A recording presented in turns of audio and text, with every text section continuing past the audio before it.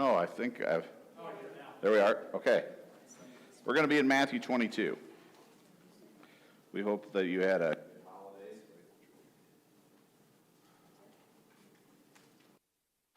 I got to see a lot of my family yesterday. I had kind of a family reunion, so that was a good day for us.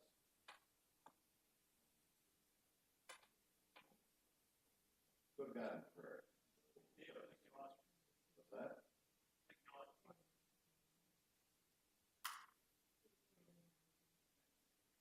Battery? That was on. We on now? Yep, you are. Okay.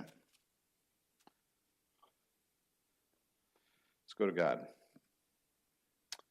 God, we cannot even understand how magnificent you are, the power that you have, the glory that surrounds you, that there are kings in heaven, that their God is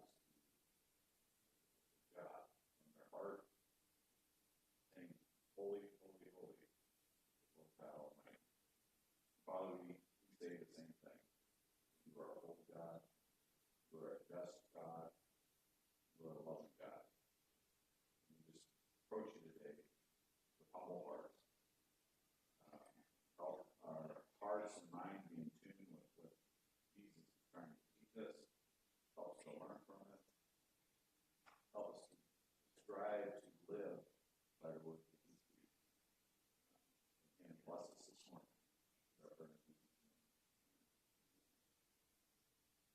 Have you ever had a save the date invitation?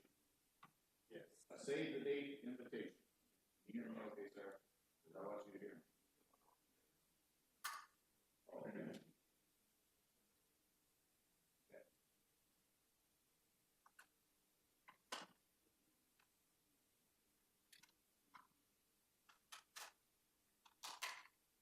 you, brother. That was a problem. Thanks, Clint.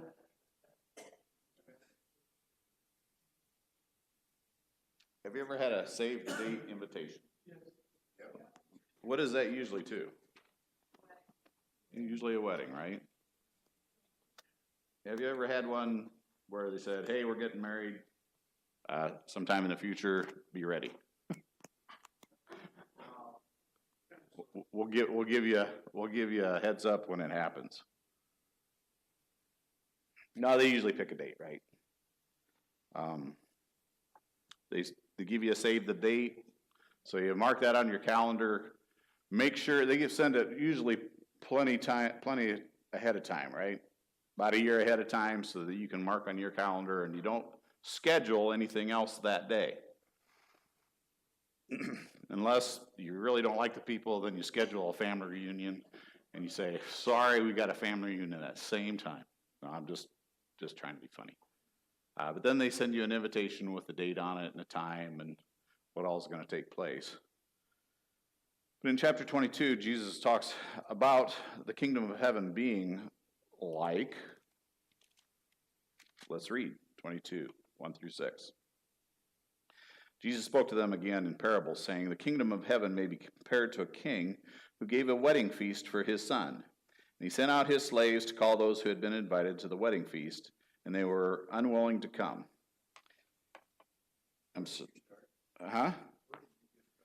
Chapter 22, verse 1.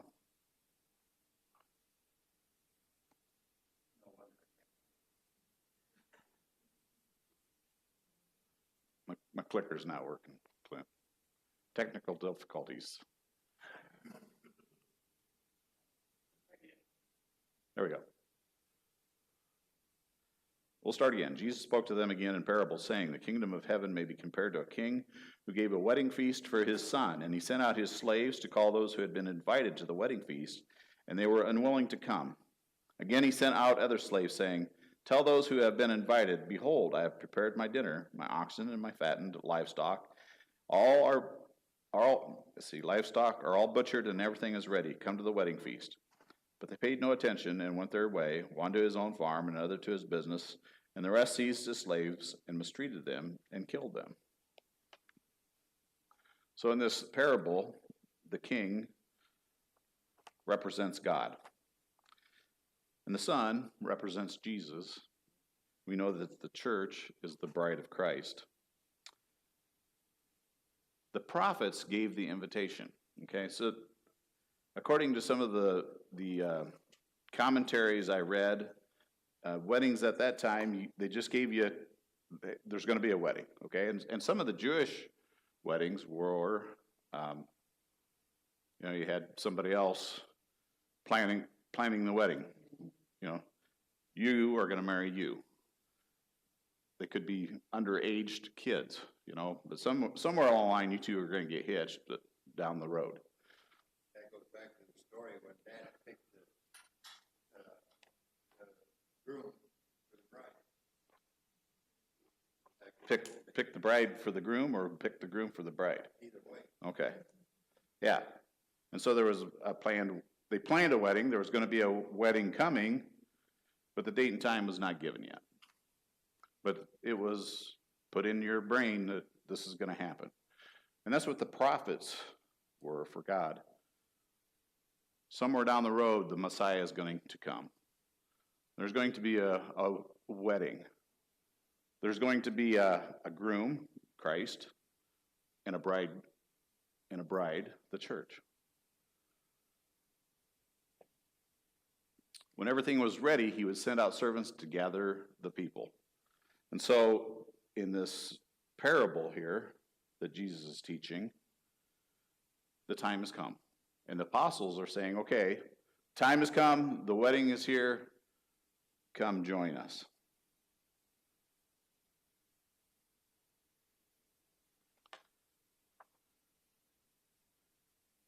But people were too busy. For whatever reason, they didn't come. I had, when my daughter got married, there were a couple people close in my family that didn't attend. They had their reasons. But as a father, you're thinking, is that reason good enough to miss my daughter's wedding?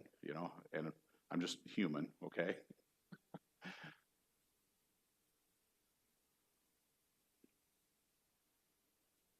And so these people were invited to the wedding. They knew it was coming, and yet, I got business. One had business. One went to his farm, right?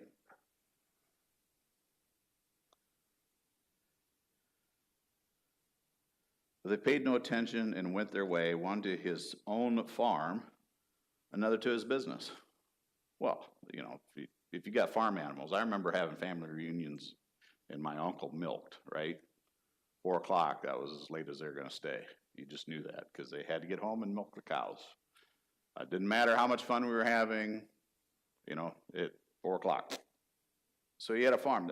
That sounds like a legitimate reason not to go to a wedding, right? I got farm animals. I got business to attend here. If I don't attend to my business, something is going to happen with that business.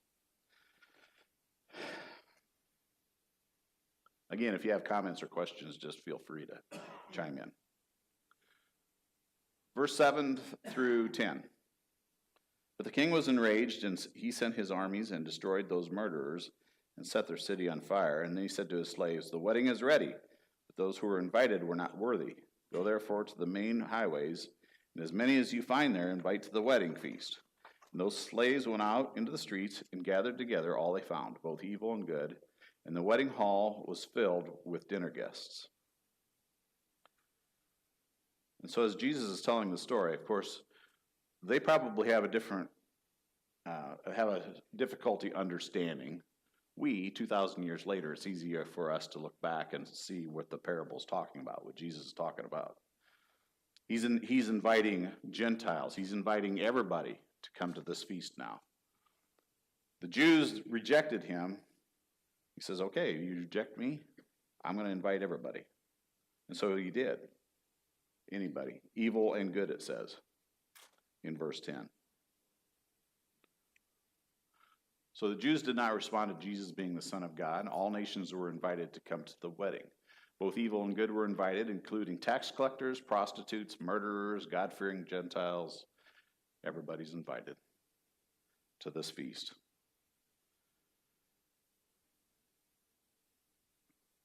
But when the king came in to look over the dinner guests, he saw a man there who was not dressed in wedding clothes.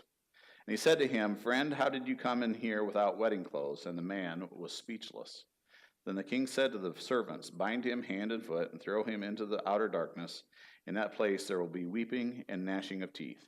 For many are called, but few are chosen."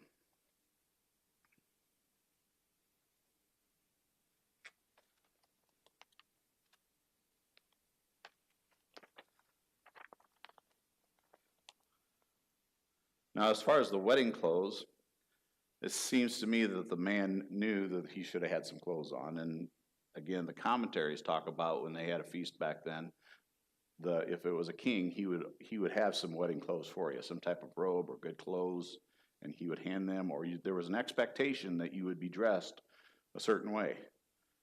And this guy was not dressed that way. Seems like the punishment to me is pretty severe. Why don't you just get him out of the building, right? If you're a wedding crasher, they just throw you out, right? They don't put you in outer darkness where there's weeping and gnashing of teeth. Go ahead, Sam. What if the wedding clothes is not putting on Christ? For all of you who were baptized into Christ were clothed yourselves with Christ. I think that is what he's talking about. That this person was not clothed in Christ. That's the analogy that Jesus is trying to teach us here. And I don't think it's the outer clothing he's talking about. I think it's the clothing of our souls and our hearts. Yeah. Okay. Yes, for sure. It's not our outer clothing. Exactly. Yeah.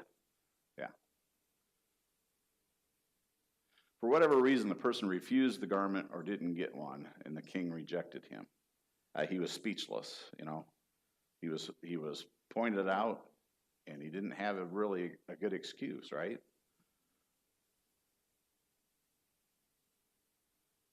it says that you aren't getting in without Jesus. Yeah, I wrote that down. Well, that goes back to another scripture as well. John 14, it says, in my house there are many mansions, or that's what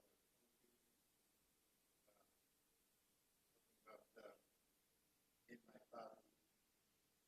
Let me go back to that. Yeah, I think you're looking for 14:6.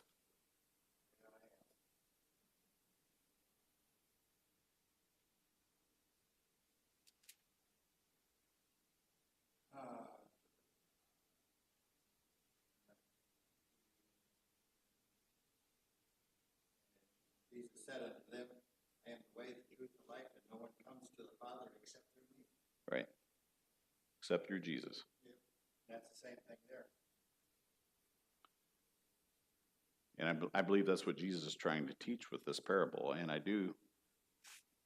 I have the opinion that the people he was teaching it to understood that he was talking about them, that they rejected. They rejected him for sure.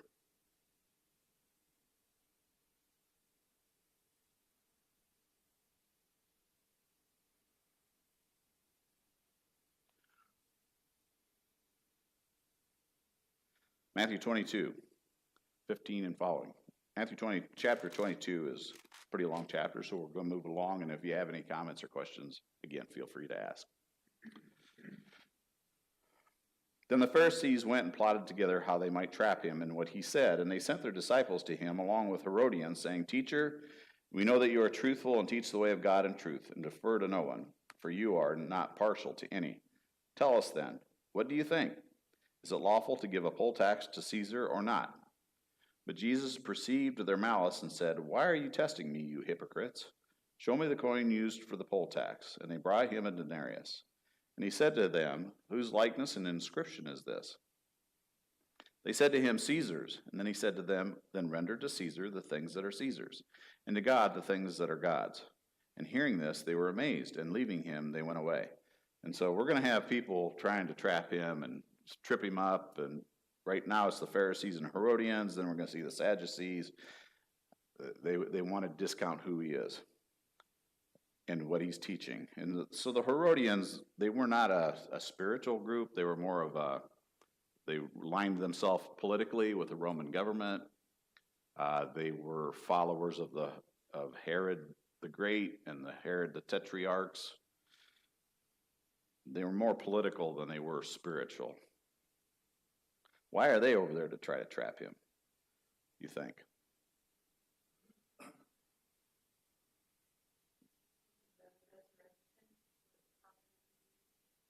Well, I don't know that the Herodians even have a understanding of the resurrection or whether they believe in it. The Sadducees did not. We're going to see them in a little bit. They didn't want anybody to replace their king. Okay. Yeah, they liked the Roman government and how the things were set up, and Jesus was a threat to that. Disturbing the natural. Yeah. Yeah. And anytime you threaten somebody's power that's in power, there's going to be usually some pushback, right? So there's 3 taxes at the time. There's property tax, income tax. We can relate to that, right? And then there was a poll tax, and the poll tax was just about age. If you were from the age, I think it was 14 to 60, there was a certain tax that you had to pay the government. And that's the one they're talking about here, is the right to pay this poll tax. The Jews didn't like being under Roman rule. A lot of their history, that they were the nation in charge, they were God's chosen people, and if they paid taxes, it was to God or to themselves. Just paying to another nation, another king, it bothered them.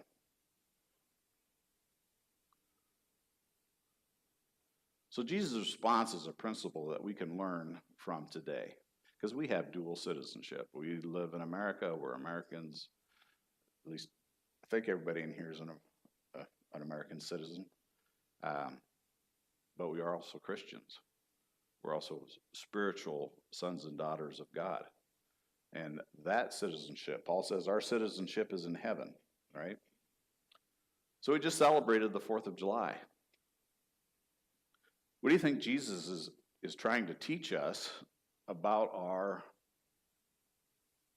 American citizenship, our Americanism, our nationalism? Huh? Day of freedom. Okay, the 4th of July is a day of freedom, right? That's the day that we signed the Declaration of Independence from England, but it took a war to establish that freedom, right? We just didn't send them a letter and England said, oh, okay. Yeah. But, Sounds good to us. the fact that we have dual citizenship, Yeah? I know a family that is citizenship, England and United States together. Okay. Their citizenship in both countries. So do they have to pay taxes in both countries? Yep. So what would be the advantage of being a citizen? They pay taxes when they're there, and they pay taxes when they're here. Okay. What would be the advantage of having a dual citizenship? Thinking if I got to pay taxes twice, I'd drop one of them. We have the protection of the governments, of both governments. Okay. Yeah, And that's exactly what we have as Christians, the protection of both governments. And the spiritual government protections we have are far, far greater than the ones we have in America. Yeah. If you didn't hear that, our spiritual protections are greater than the ones we have in America. Yeah.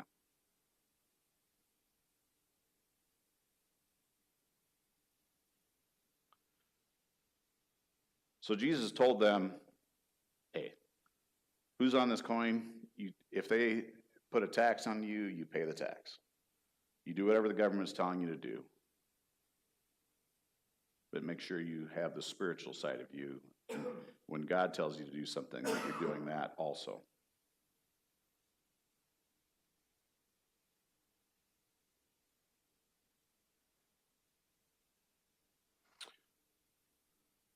So then we go to Matthew 22 through 33.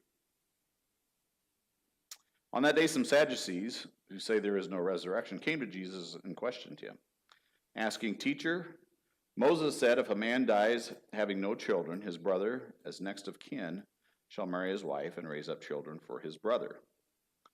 Now there were 7 brothers with us, and the first married and died, and having no children, left his wife to his brother. So also the second and the third, down to the 7th. Last of all, the woman died. In the resurrection, therefore, whose wife of the 7 will she be? For they all had married her. But Jesus answered and said to them, You are mistaken, not understanding the Scriptures, nor the power of God. For in the resurrection they neither marry nor are given in marriage, but are like angels in heaven. But regarding the resurrection of the dead, have you not read what was spoken to you by God? I am the God of Abraham, and the God of Isaac, and the God of Jacob. He is not the God of the dead, but of the living. And when the crowds heard this, they were astonished at his teaching.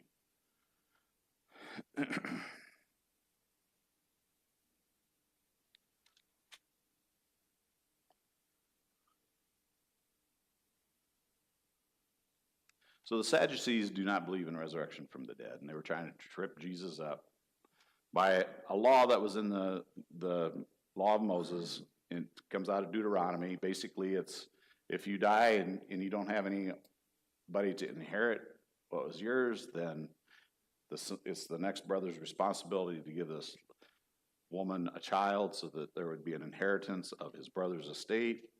Well, they all died without having children. Trying to trip Jesus up. But Jesus gives us some real insight into what heaven will be like. Our relationships are not going to be the same. You know, I've been married to Sandy for 45 years and spent most of my time on this earth, more time with her than without, right? And some of us are in that same position, spent more time with your wife, but that relationship is going to be different. It's not going to be like this in heaven. Does that make sense? We're going to be like the angels, he says. What are angels like? Hey, we could spend the rest of the class on this, right? What are angels like? Well, I'll throw one out to start this, okay? They're servants of God, right? How many times do we read of an angel coming and being a servant of God? And so, if we're like the angels, we're still going to be servants of God. We had an interesting, who was in our class? You were in our class last Saturday, and Jerry and Caleb.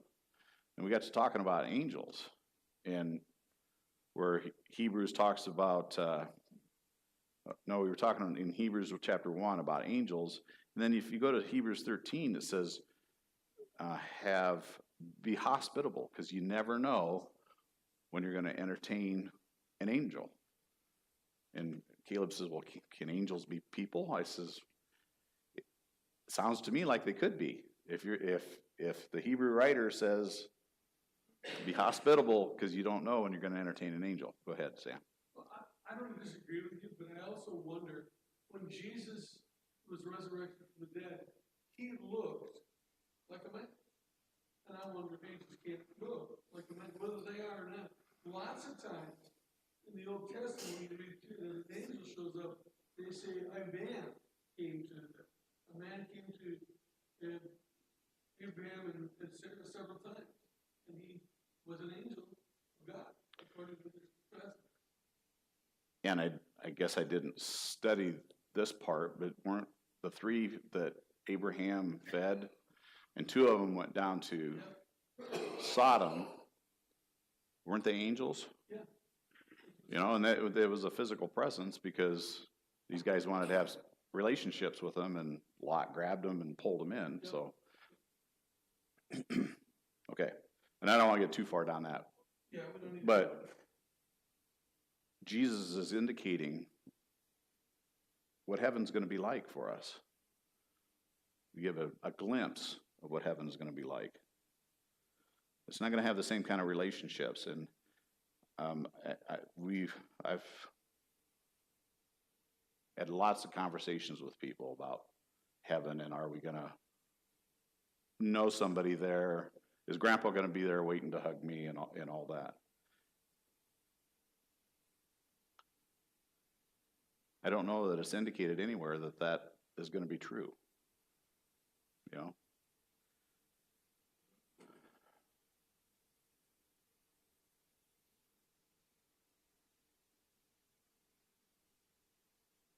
It does let us know what's not. What is not going to be there? Right.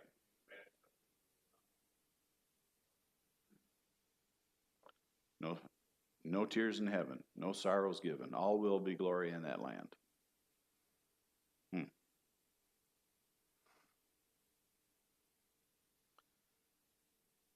Then he indicates that God has said, I am the God of Abraham, of Isaac, and Jacob, and they had long ago died a physical death, but he indicates that he's still the God of Abraham, Isaac, and Jacob. And we see in the Transfiguration that Moses and Elijah was there in whatever form, excuse me, in whatever form they took. They had perished a long time ago, and yet they were still, in some form, alive. So Jesus gives us some good insight on what heaven's going to be like. And the crowds were astonished at his teaching, because he taught with authority, because he's God teaching. He pretty much knows his stuff. 1 Corinthians 15, so also is the resurrection of the dead. It is sown a perishable body, it is raised an imperishable body. It is sown in dishonor, it is raised in glory. It is sown in weakness, it is raised in power. It is sown a natural body, it is raised a spiritual body. If there is a natural body, there is also a spiritual body. Excuse me.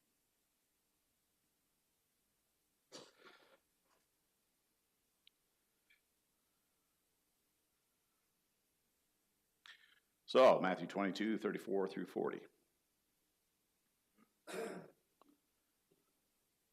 When the Pharisees heard that Jesus had silenced the Sadducees, they gathered themselves together. One of them, a lawyer, asked him a question, testing him. Teacher, which is the great commandment in the law? And he said to him, you shall love the Lord your God with all your heart, with all your soul, and with all your mind. And this is the great and foremost commandment. The second is like it. You shall love your neighbor as yourself. On these two commandments depend the whole law and the prophets. And there's one of the places where he, excuse me. There's one of the places where he tells that, and the guy responds, you've answered well, teacher. I always like that. Hey, that's a good answer.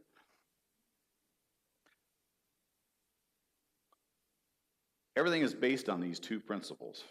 So, have you ever had somebody trying to explain something to you, and you say, just give me the bottom line, right? Give me the bottom line. What's the crux of this? Jesus put it right there. There's the crux of it. When you start thinking about that, everything is hung on those two laws. Love the Lord your God with all your heart, mind, soul, and strength. What is outside of that? You look at the Old Testament, everything is dependent on that. God kept sending prophets to get the people to change their heart.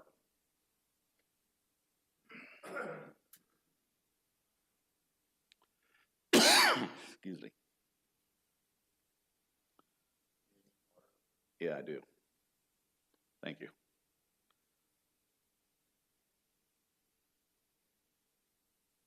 Everything they were commanded to do dealt with loving God. And that doesn't change for us. However we live has to depend on loving God with all your heart, mind, soul, and strength. The second's like it. You shall love your neighbor as yourself. We're gonna be reading in Matthew 25. Down the road, when he separates them, what is part of the reason he separated them? Because you saw me hungry, you saw me thirsty, you saw me naked, and you didn't take care of me. You didn't love your neighbor as yourself. Okay, I'm preaching up here. Let's hear some comments from the audience. Surely you've contemplated these 2 commandments in your heart before, right? What does it mean to you? So if you have a relationship with somebody, and let's say that you disagree with something that they do. Thank you, brother.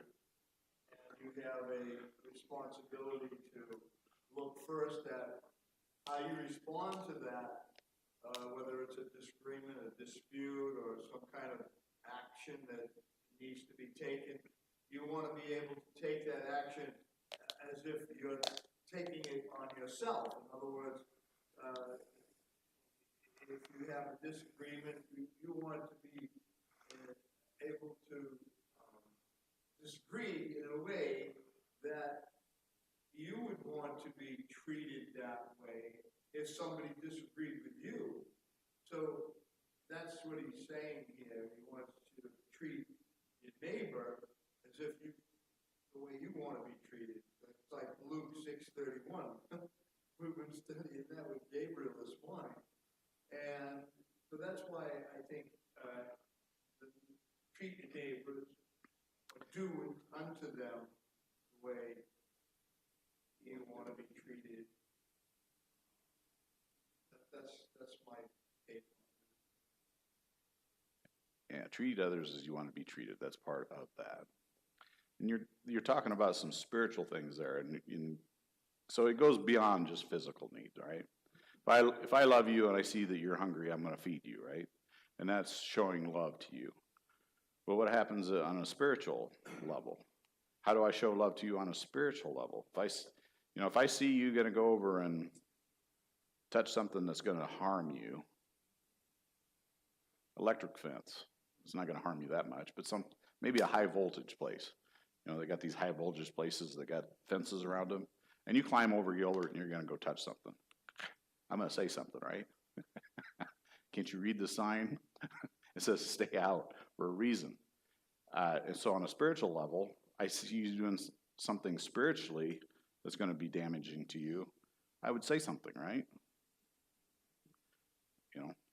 And I'm not going to give an example, but that's the level we should have of love for one another. Not only our physical needs, but our spiritual needs too.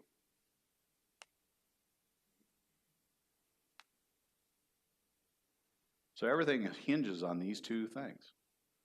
These are important things to understand, right? And that was part of what the leaders of the Jewish nation were struggling with.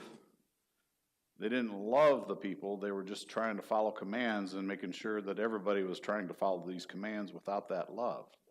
I don't know if that makes sense or not. So the strength of a person's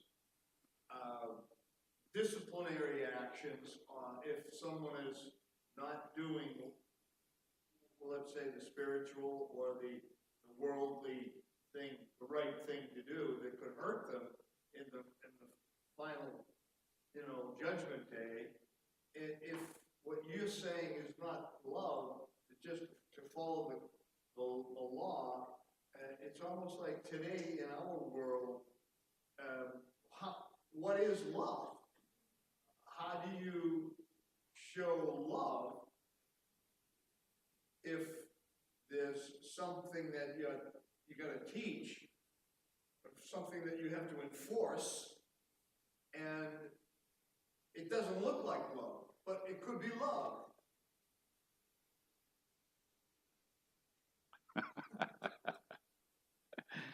I think I understand what you're saying. Yeah.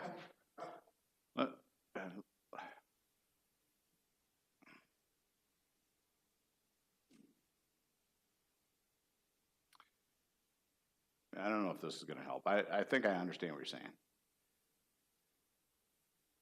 When I worked at the post office, there were certain duties that I had to perform.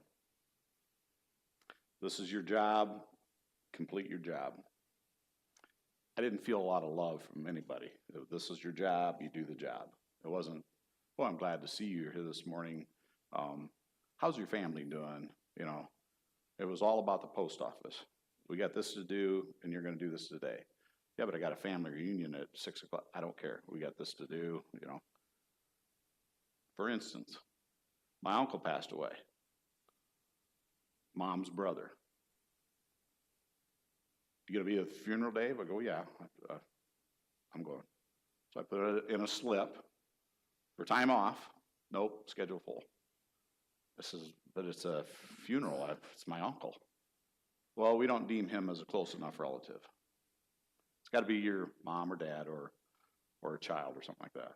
So I was denied. Now, I could have called in sick, but I didn't because they would have disciplined me. But they didn't really care about me, right? They had business to attend. It needed to be attended, and you're going to be there attending it. I felt no love from them. Now I'm working at a grocery store where I cut meat, and everybody's worried about what my life is, and if I have something going on in my life, oh yeah, you go take it off, do whatever. They're bent over backwards to make sure that my life is going well. They care about me, okay? There's a difference. The Pharisees didn't care about the people. Jesus did. Jesus showed them love and compassion. And when there was a need in their life, remember when we talked about when Jesus showed compassion, he just didn't say, oh, I'm sorry that you're going through this. He took care of whatever the need was. That's how he showed compassion.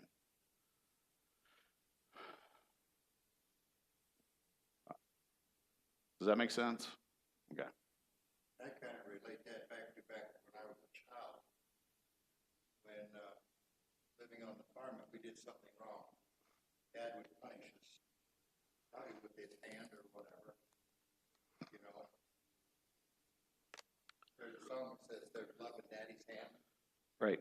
You know, he's not only teaching us this was wrong to do, but he was teaching us it with love. Even though we didn't think it was love at the time. Yeah, and that kind of goes back to what Gilbert's point was, Yes. and you're building on that. Yes, and I've disciplined my kids, and for a reason, so that life would be better for them, you know, and I did it out of love, because I loved them, and I wanted them to make it in this world, right? It didn't always look like love. It didn't always look like love. That's right. At least to the kids. So at least to the kids. And, you know, I look back at some of the things I did. You talk to my daughter, one of her stories is that we'd caught some fish. We went out and caught a bunch of fish. So we fried some fish one night for supper. Well, we didn't eat them all, you know, so the next night I fried the rest of them up. And she sits down at the table and she goes, fish again? I go, hey, you can go to your bedroom. I says, you don't have to eat. So I sent her to her bedroom. No supper for her that night. And and she wasn't going to starve, okay? I mean, kids, if they miss a meal, they're not going to starve, right? I was trying to teach her to be appreciative of what is giving her. And that lesson she learned, by the way, when she goes to somebody's house or whatever, she doesn't complain about what they're feeding her. She'll eat whatever they feed her. And that's what I was trying to teach her, to be appreciative of what the work that people go through to do this for you. Now, I found out later that Sandy slipped her some crackers and stuff. Okay? Well after the event. I heard this part of the story I didn't know about. Okay? But she still tells that story, you know, and to the point now I feel bad, you know, that I did that. But at the time I was trying to teach her something, and she would learn the lesson, but it sure didn't feel like love at the time to her, right? Yeah. She hadn't learned the lesson, she wouldn't have, she would have been talking about. Yes. Well, now she's dealing with kids of her own. Yeah. You know, oh, I don't like that. We haven't even tried it. But it looks gross. Yeah, well, you know. So, and we all dealt with that, right?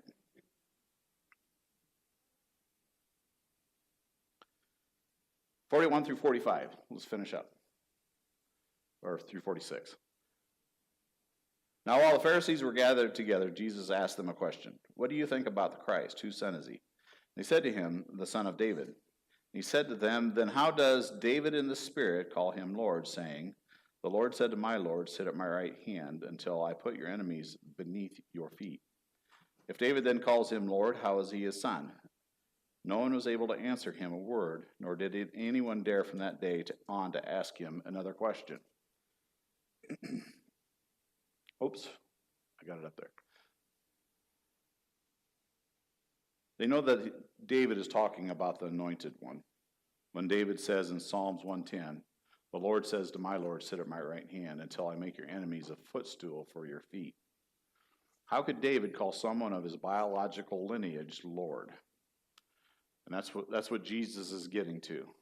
How could I call my grandson, we'll just use my grandson Augie, as Lord over me? You know, he's below Grandpa, right? He's down the line. Never going to be above Grandpa. Does that make sense? Okay. So how could David call Jesus, who is from his lineage, Lord? Because Jesus is the anointed one. And he can call him Lord. He can call him God. Because it's not just a lineage thing, it's a spiritual thing. Does that make sense? Sometimes when you read this, it's hard to figure out what Jesus is trying to say. Basically, what Jesus is saying is, I'm the Messiah, and I am Lord over David, even though I'm called his biological lineage. Okay. He was called Son of David to fulfill prophecy, to show that Jesus was a king. This passage shows that David said he was going to be more than an earthly king. He was going to be God. Any final comments or questions? Sarah, you were kind of quiet today. Are you sure that you heard everything I said? Oh, okay. All right. Yes, sir. Yeah, I have a comment concerning the Sadducees. Okay. And it must have been difficult for them living at that time. Because when you stop and think about it, they were sad. That's how you can remember they're the ones that don't believe in the resurrection, because they're sad, you see. Very good, David. All right. We're dismissed. We have some time to converse and fellowship, and we'll be worshiping here in just a few minutes.